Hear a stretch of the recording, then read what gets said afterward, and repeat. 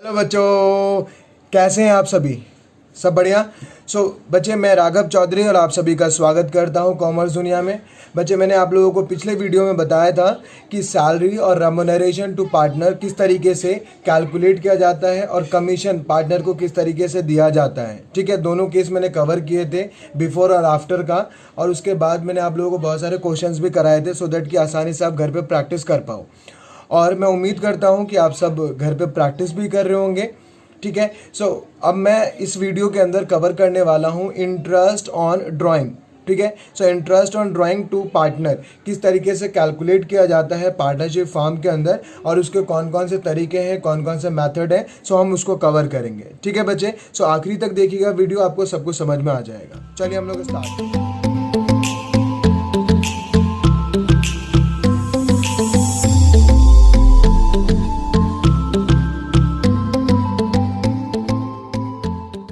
चलिए बच्चे, हम लोग बेटे स्टार्ट करते टॉपिक को। क्या हमें सीखना है? इंटरेस्ट ऑन पार्टनर्स ड्राइंग, कि जो पार्टनर्स हैं उनकी ड्राइंग पे इंटरेस्ट की कैलकुलेशन हमें सीखनी है। ठीक है ना बच्चे? अब देखते हैं इंटरेस्ट ऑन पार्टनर्स ड्राइंग। अब तो पहले समझते हैं, हम लोगों को पता है वैसे तो ड्राइंग क्या होता है, सबको पता है वैसे तो, बट फिर भी मैं चाहता हूँ कि मैं एक बार आपको फिर दोबारा से बता दूँ। ठीक है, ड्राइंग बेटे क्या होता है आप सब जानते हैं। बताओ क्या होता है ड्राइंग?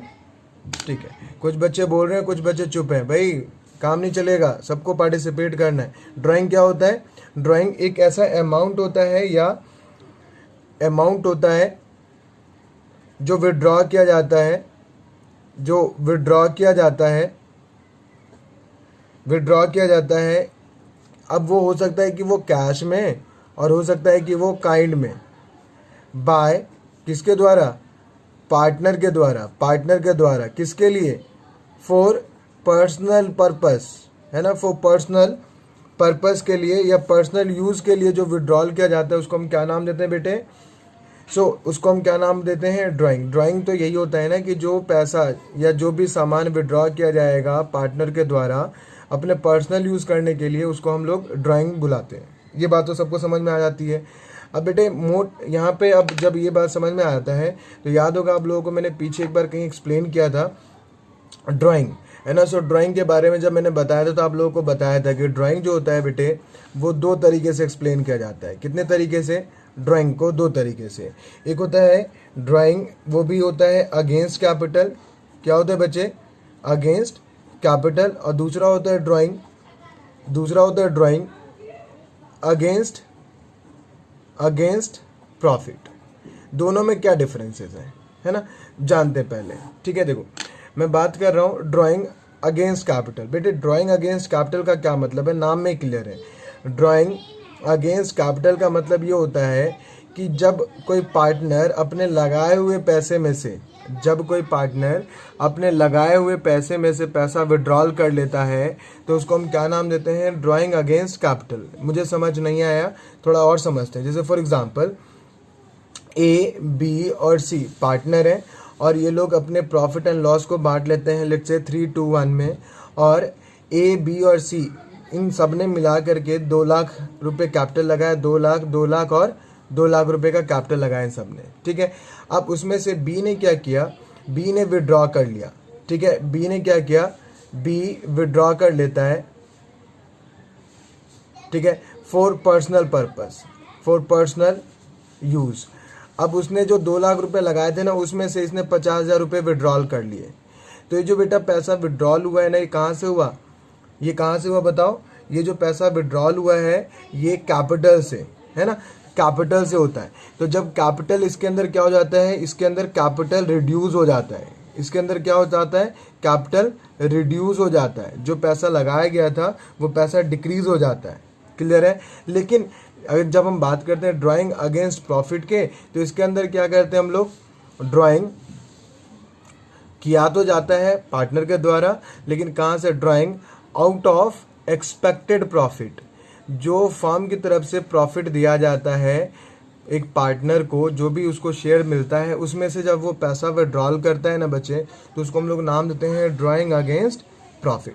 अब दोनों की जर्नल एंट्रीज की अगर मैं बात करूं तो दोनों की जर्नल एंट्रीज अपने आप में डिफरेंस क्रिएट करती है। देखो यहाँ पे क्या होता है, कैपिटल रिड्यूस होता है, और कैपिटल जब घटता है तो बताओ क्या करते हैं, कैपिटल लायबिलिटी होता है और लायबिलिटी का बैलेंस क्रेडिट होता है। लेकिन जब पैसा विड्रॉल कर लेंगे तो मेरे लिए यानी फॉर्म के लिए ये लायबिलिटी कम होगा, और लायबिलिटी कम होगा तो कैपिटल को हम लोग क्या करेंगे, डेबिट कर देंगे। तो capital account debit to cash, और या जिस भी फॉर्म में वो लेके जाएगा, मशीन लेके गया या फर्नीचर लेके गया, तो जो भी लेके जाएगा वो, ठीक है।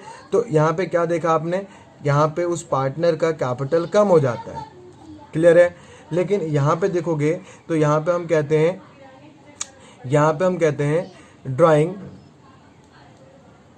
Drawing account debit to cash या काइंड, ठीक है बेटे।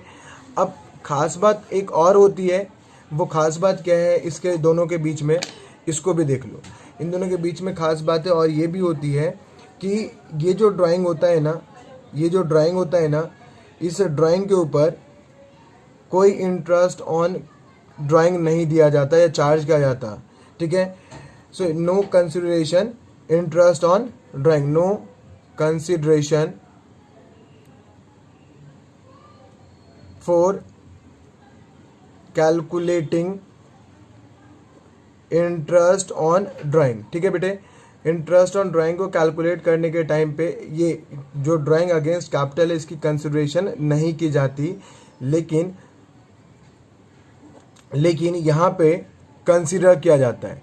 सो इट इज कंसीडर्ड, ठीक है, it is consider in calculation of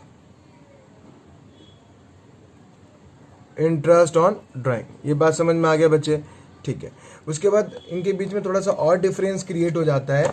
और क्या डिफरेंस क्रिएट होता है, जब ये कैपिटल विड्रॉल करेंगे, जब ये कैपिटल से पैसा विड्रॉल करेगा, तो जब भी interest on drawing, interest on capital की बात आएगी बेटे, तो इंटरेस्ट ऑन कैपिटल के टाइम पे है ना, it is considered for calculating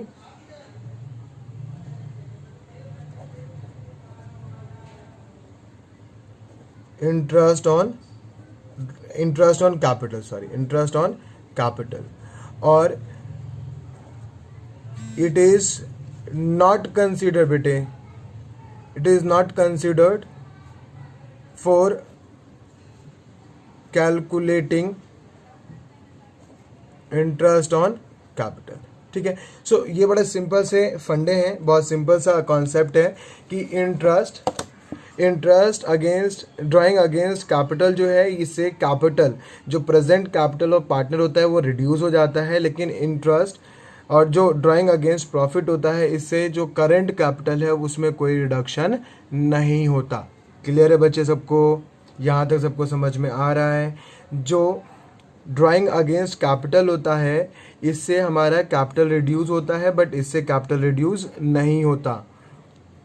interest on drawing के टाइम पे बेटे इसको नहीं कंसीडर किया जाता। क्यों नहीं किया जाता, क्योंकि देखो जो पार्टनर ने, मान लो लेट्स से ये बी ने पैसा जो विड्रॉल किया है, ये इसके ऊपर तो मैं इंटरेस्ट ऑन कैपिटल देता हूँ ना वैसे तो 2 लाख के, लेकिन अब मैं 2 लाख पे नहीं, जितने टाइम के लिए उसने ये पैसा विड्रॉल कर लिया होगा और मैंने उसके जितने टाइम के लिए पैसे ये 50,000 यूज़ नहीं किए, मैं उतने टाइम के लिए इस पर इंटरेस्ट नहीं देने वाला हूँ, ठीक है। सो अल्टीमेटली यहाँ पे अगर पार्टनर पैसा विड्रॉल करके लेके चला जाता है तो उसको उतने टाइम के लिए उतने अमाउंट पे कोई इंटरेस्ट ऑन कैपिटल नहीं मिलता, ठीक है। सो इसमें मेरा ही तो फायदा है कि मुझे इंटरेस्ट ऑन कैपिटल कम देना पड़ेगा, मेरा खर्च कम हो जाता है, ठीक है। लेकिन अगर कोई ड्राइंग करता है अगेंस्ट प्रॉफिट तो इसके ऊपर हम इंटरेस्ट ऑन ड्राइंग चार्ज करते हैं, इस पे इंटरेस्ट ऑन ड्राइंग चार्ज लेते हैं और इस पे नहीं लेते हैं इंटरेस्ट ऑन ड्राइंग, ठीक है बच्चे। इसके ऊपर हमें फ़ायदा होता है इंटरेस्ट ऑन कैपिटल का, हमें कम देना पड़ता है, और इसमें हमें कोई ऐसा फ़ायदा नहीं होता है, ठीक है बच्चे। सो आगे थोड़ा सा मूव करते हैं और एक नए टॉपिक को स्टार्ट करते, ठीक है। टॉपिक हमारा क्या था, मैं उम्मीद करता हूँ आपको ड्राइंग आउट ऑफ कैपिटल और आउट ऑफ प्रॉफिट समझ में आ गया होगा। ये प्रॉफिट दिए हुए प्रॉफिट से विड्रॉल होता है और ये कैपिटल से विड्रॉल होता है। उसके बाद आता है बेटे एक नया topic which is known as interest on drawing. जब हम बात करते हैं ना बच्चे इंटरेस्ट ऑन ड्राइंग की, इंटरेस्ट ऑन ड्राइंग की, तो बड़ा सिंपल सा कॉन्सेप्ट है।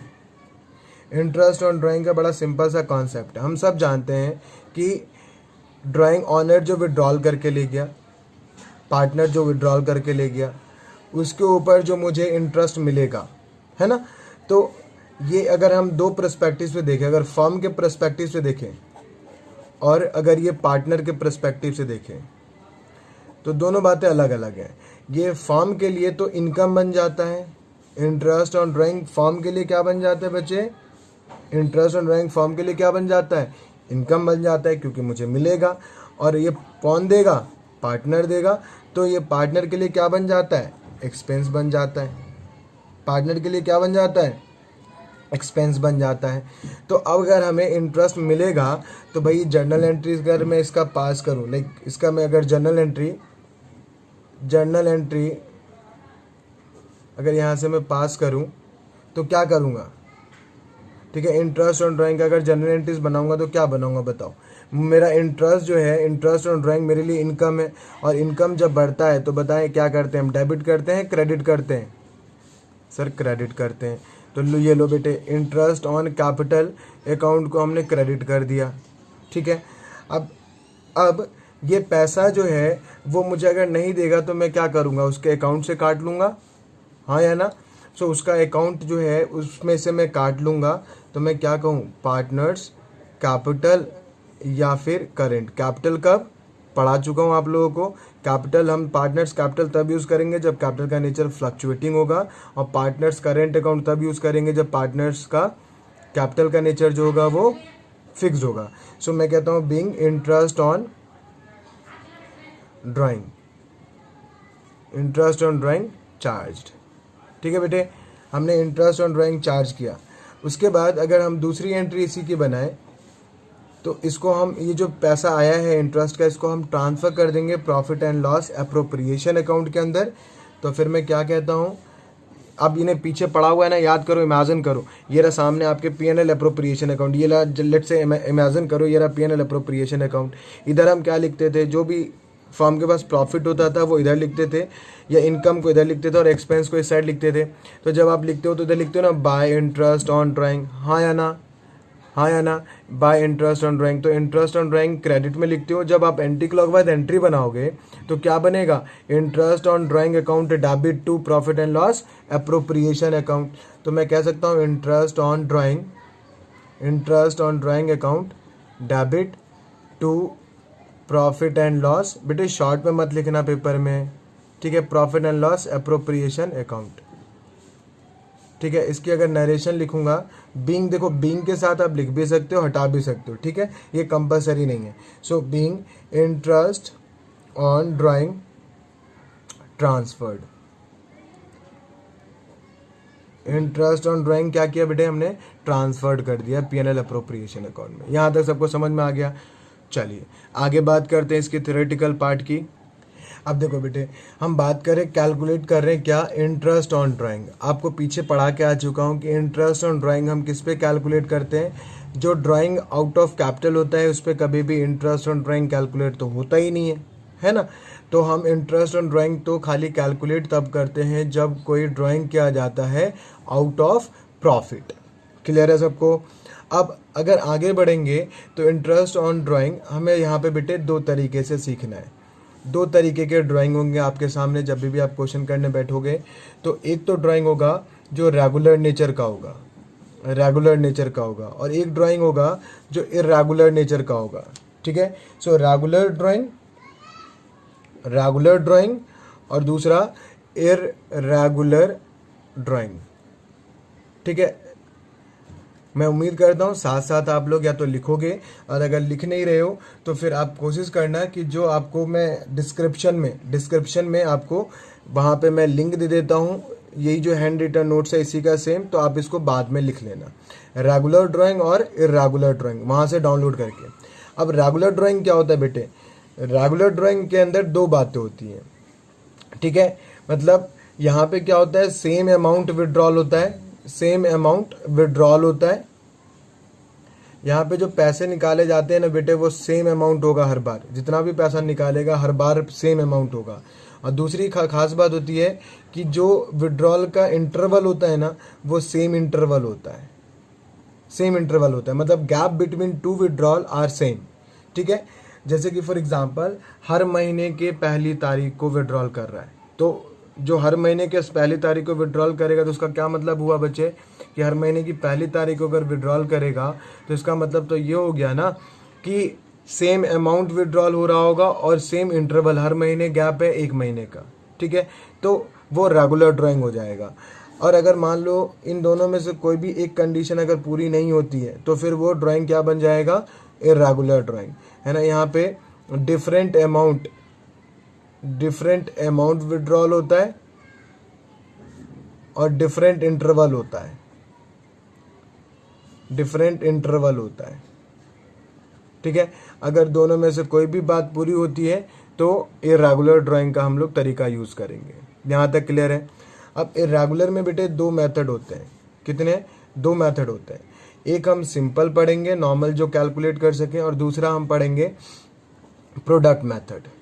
ठीक है, प्रोडक्ट मेथड, ठीक है, और सिंपल मेथड। लेकिन अगर हमें रेगुलर ड्राइंग का पढ़ना है तो रेगुलर ड्राइंग में हम एक मेथड पढ़ेंगे, average period method, average period method. ठीक है बच्चे, एवरेज पीरियड मेथड। देखो थोड़ा सा ये वीडियो लंबा होगा but I am very sure कि अगर आपने आखिरी तक देख लिया ना तो कभी भी इंटरेस्ट ऑन ड्राइंग कैलकुलेट करने में आपको कोई परेशानी नहीं होने वाली पूरे साल भर।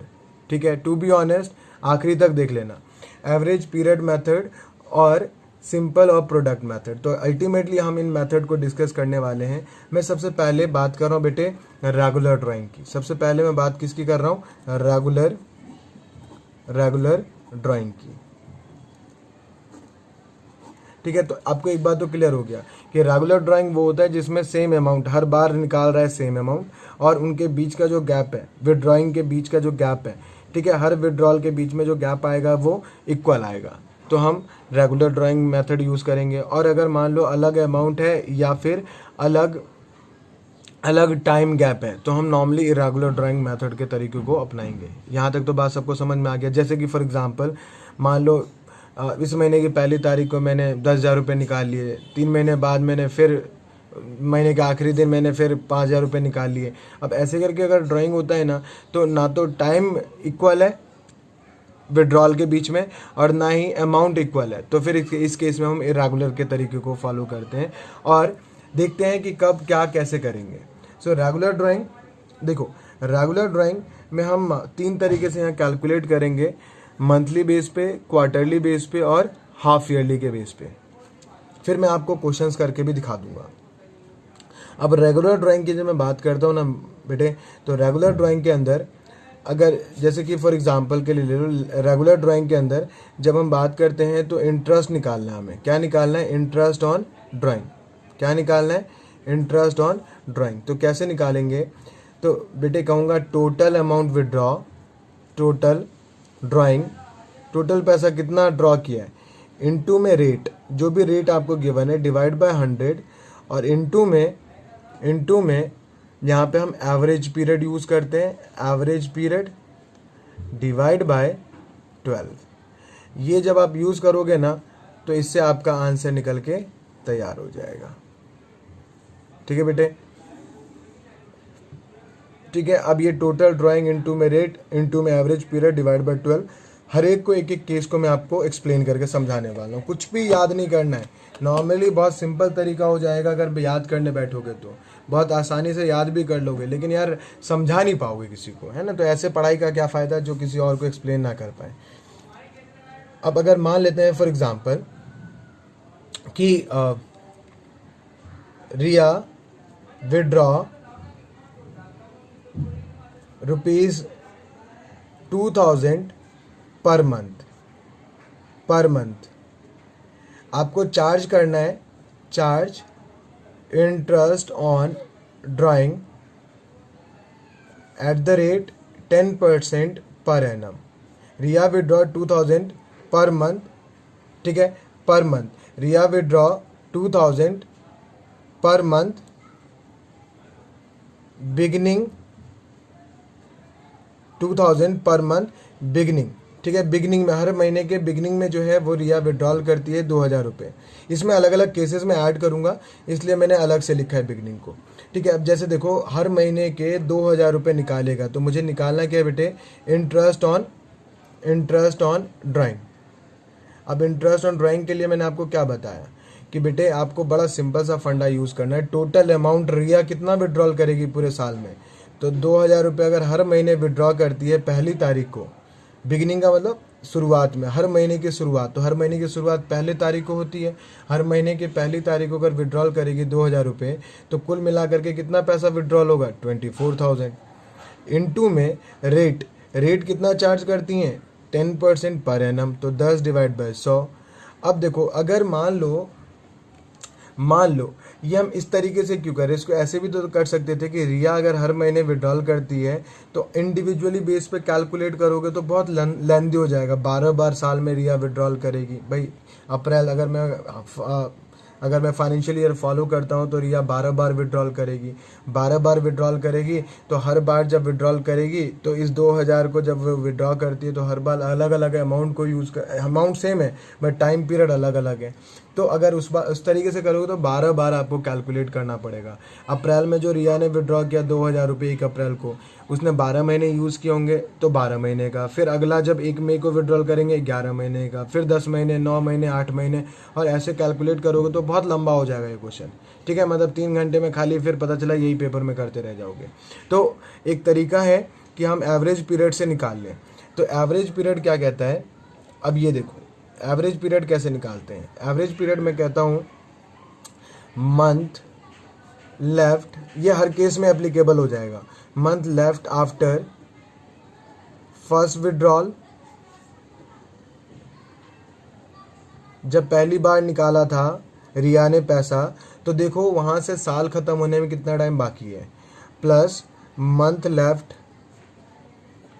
आफ्टर लास्ट विड्रॉल, और जब रिया आखिरी बार उस साल में निकालेगी तो देखो कितना टाइम साल ख़त्म होने में बाकी है।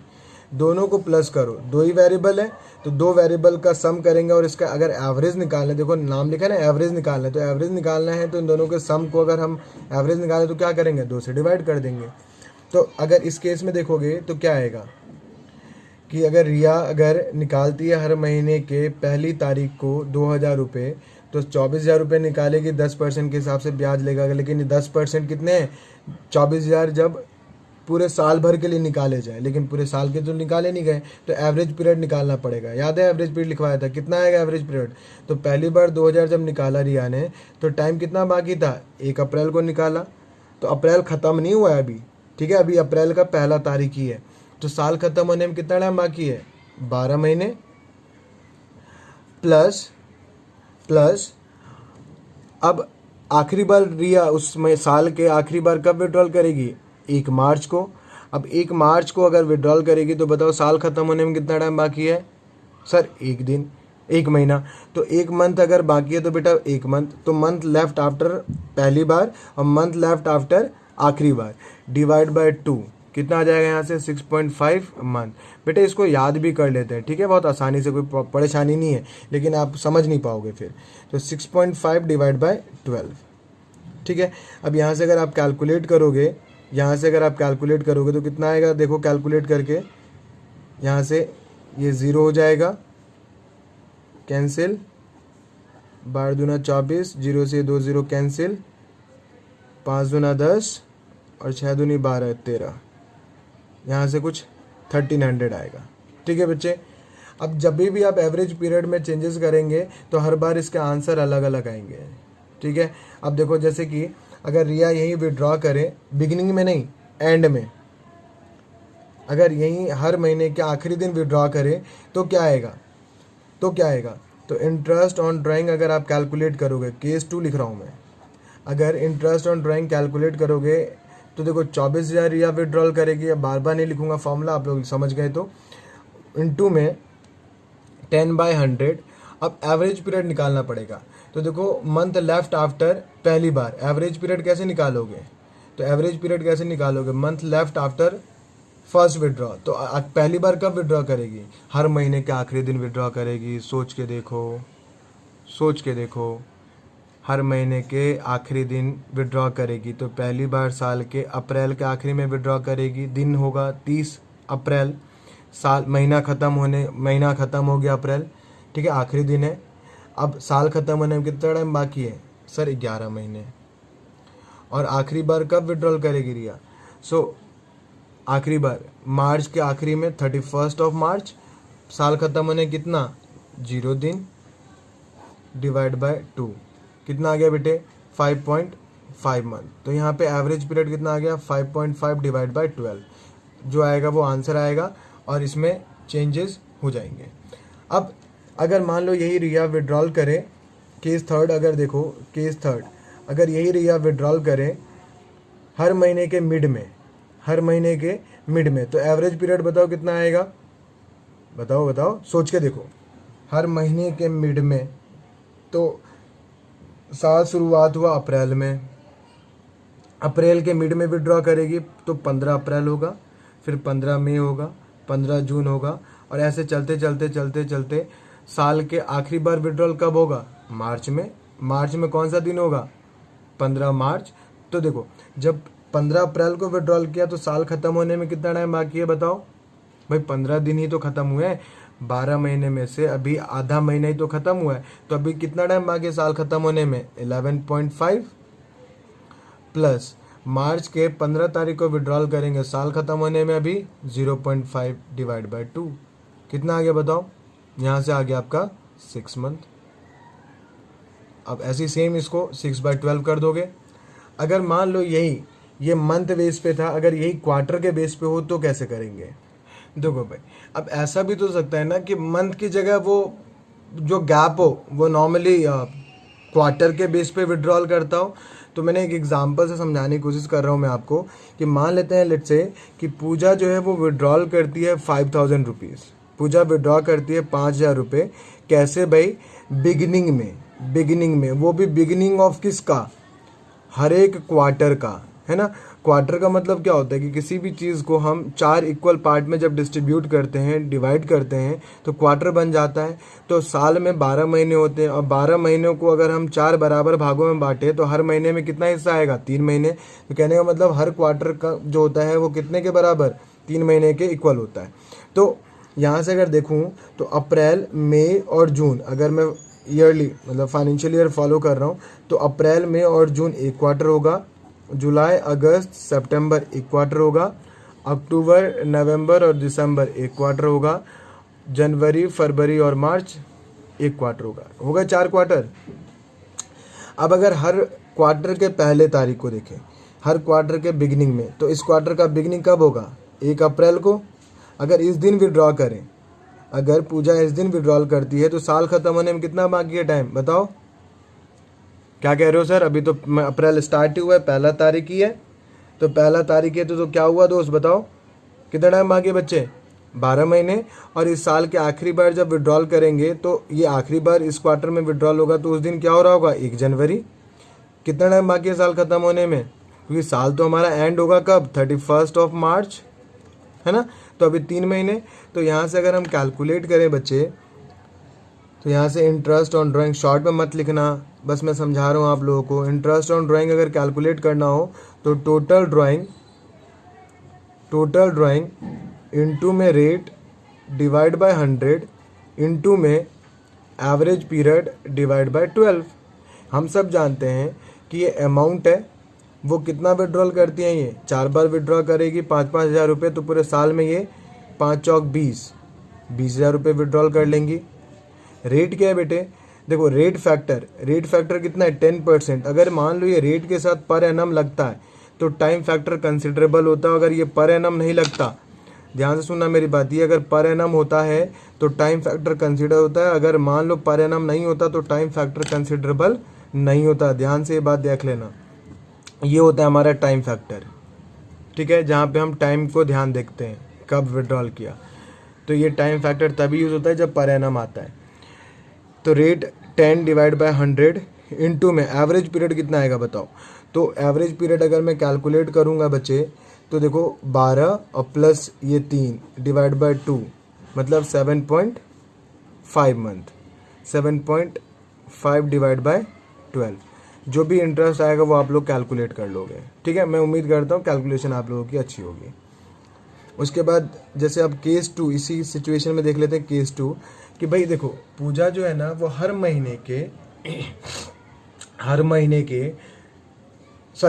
हर क्वार्टर के पहले तारीख को विड्रॉल नहीं करती है पूजा। मान लेते हैं हर क्वार्टर के एंड में विड्रॉ करें अगर पूजा, तो क्या होगा, मान लेते हैं बिगिनिंग की जगह एंड हो जाए, हर क्वार्टर का आखिरी।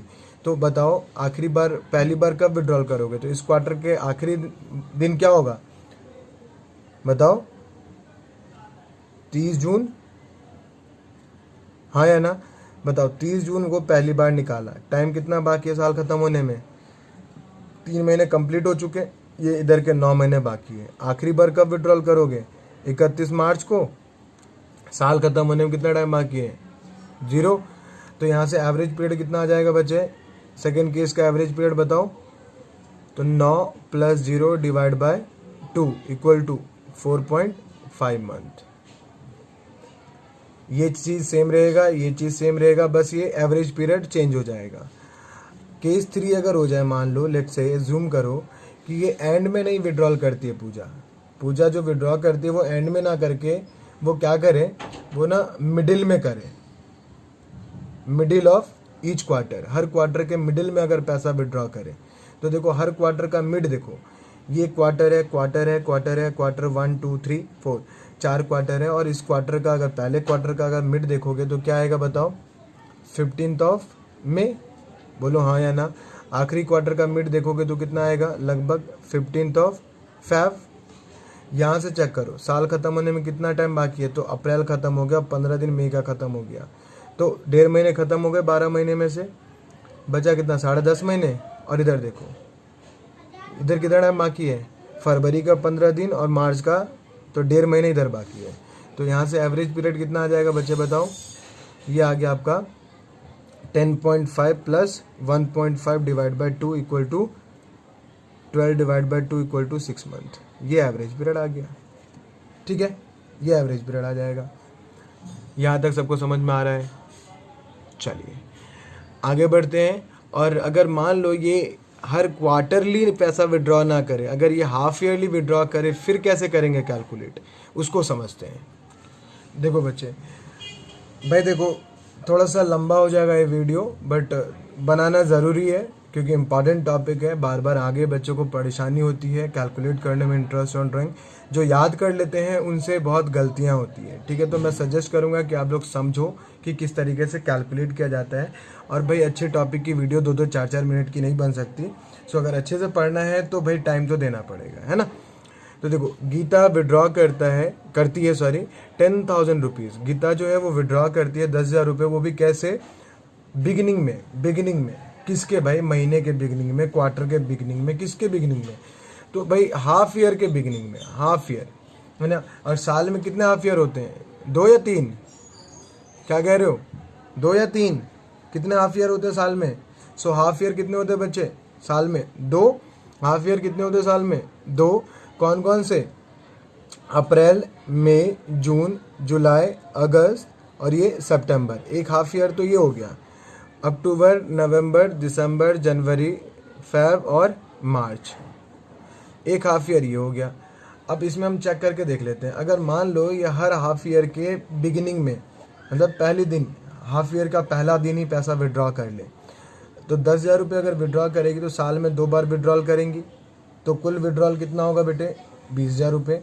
और अगर ये हर हाफ ईयर के पहले तारीख को विड्रॉ करेगी तो पहली बार कब विड्रॉ करेगी, इस हाफ ईयर का पहला दिन क्या है, 1 अप्रैल, और इस हाफ ईयर का पहला दिन क्या है, 1 अक्टूबर। तो अगर वो यहाँ विड्रॉल करेगी तो साल ख़त्म होने में कितना टाइम बाकी है बच्चे बताओ, कितना टाइम बाकी है, 12 महीने। और यहाँ पे अगर विड्रॉल करेगी तो फिर साल खत्म होने में कितना टाइम बाकी है, अब इसके बाद तो कोई हाफ ईयर है नहीं, तो साल में 2 ही बार विड्रॉल होगा। तो 1 अक्टूबर से अगर देखोगे तो कितना टाइम बाकी है साल खत्म होने में, बताओ 6 महीने। तो कुल मिला करके अगर एवरेज पीरियड निकालोगे आप, तो इंटरेस्ट ऑन ड्राइंग अगर निकालने जाएँ तो क्या कहते हैं, टोटल ड्राइंग इंटू में रेट डिवाइड बाय 100 और इंटू में एवरेज पीरियड डिवाइड बाय 12। तो यहाँ से टोटल कितना 20,000 इंटू में 10%, और एवरेज पीरियड अगर निकालोगे तो 12 महीने, 1 अप्रैल को निकालेंगे तो, और उसके बाद 6 महीने, है ना, डिवाइड बाय 2, तो 18 divide by 2 equal to 9 month का इंटरेस्ट लग जाएगा। तो यहाँ से कितना आ जाएगा 9/12। अब इसको उसके बाद कैलकुलेट तो कर ही लोगे आप लोग, है ना, कैलकुलेशन में तो मास्टरी है आपके पास। अब उसके बाद यहाँ से अगर केस 2 का हम एवरेज पीरियड देखें बेटे तो कैसे निकलेगा बताओ। टोटल ड्राइंग सेम ही रहेगा, रेट ठीक ही रहेगा, बस एवरेज पीरियड में चेंजेस आएंगे। और भाई देखो, अगर ये एवरेज पीरियड को सही नहीं लिखोगे ना तो कभी भी आंसर सही नहीं आएगा। तो यहाँ पे अगर एवरेज पीरियड में चेंजेस हो जाए तो क्या होगा बताओ। अगर ये बिगिनिंग में, हर बार बिगिनिंग में ना निकाल करके हाफ ईयर के, अगर ये हर साल हाफ ईयर के एंड में विड्रॉल करे तो फिर क्या होगा। अगर एंड में विड्रॉल करेगा तो बताओ इस हाफ ईयर का एंड क्या होगा। ये महीना आखिरी है तो इसका आखिरी दिन होगा 30 सितंबर। साल खत्म होने में कितना टाइम बाकी है बताओ, 7 महीने 6 महीने बताओ, 7 महीने या 6 महीने। भाई सितंबर खत्म हो गया है, 30 सितंबर आ गया, 30 सितंबर मतलब सितंबर खत्म, ठीक है। स्टार्टिंग में होता तो इंक्लूडेबल होता है। अब 6 महीने और प्लस आखिरी बार कब विड्रॉल होगा 31 मार्च। साल खत्म होने में कितना टाइम 0, तो कितना हो गया 6 + 0 divide by 2 equal to 6 + 0 divide by 2 equal to 3 महीने का, है ना। और अगर मान लो केस 3 करें, अगर केस 3 को समझे तो क्या होगा। अगर मान लो ये बिगिनिंग ना हो, एंड ना हो, अगर ये मिड हो जाए, mid of each half year, तो हर एक हाफ ईयर के मिड में देखो, तो मिड का मतलब क्या हुआ कि बीच में।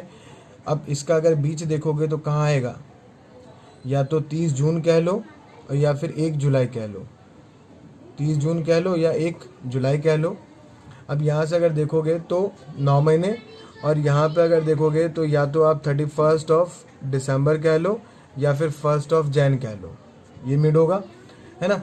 तो यहाँ से 9 महीने प्लस यहाँ से 3 महीने, तो एवरेज पीरियड कितना आ गया 9 + 3 divide by 2 equal to 12 divide by 2 equal to 6 month. बस ये एवरेज पीरियड में चेंजेस होंगे। क्लियर है बच्चे, मैं उम्मीद करता हूँ आप लोगों को समझ में आ रहा है, आप लोगों को याद नहीं करना पड़ रहा होगा, मैं कोशिश कर रहा हूँ कि समझा पाऊँ आपको, ठीक है। यहाँ तक अगर आप लोगों को समझ में आ जाता है तो इस वीडियो में इतना ही, क्योंकि काफ़ी लेंदी वीडियो हो गया है ये ऑलरेडी। अब अगले वीडियो में मैं आप लोगों को इंटरेस्ट ऑन कैपिटल निकालना सिखाऊंगा, और साथ में इसके बहुत सारे अच्छे अच्छे क्वेश्चंस भी मैं TS ग्रेवाल के अकॉर्डिंग कराऊंगा। सो इस वीडियो में इतना ही, तब तक के लिए आप देखते रहिए कॉमर्स दुनिया को। अगर वीडियो आपको समझ में आ रहा है, अच्छा लग रहा है, तो प्लीज़ आप अपने दोस्तों के साथ शेयर करना ना भूलें, और देखते रहिए कॉमर्स दुनिया। So thank you so much guys, तब तक के लिए।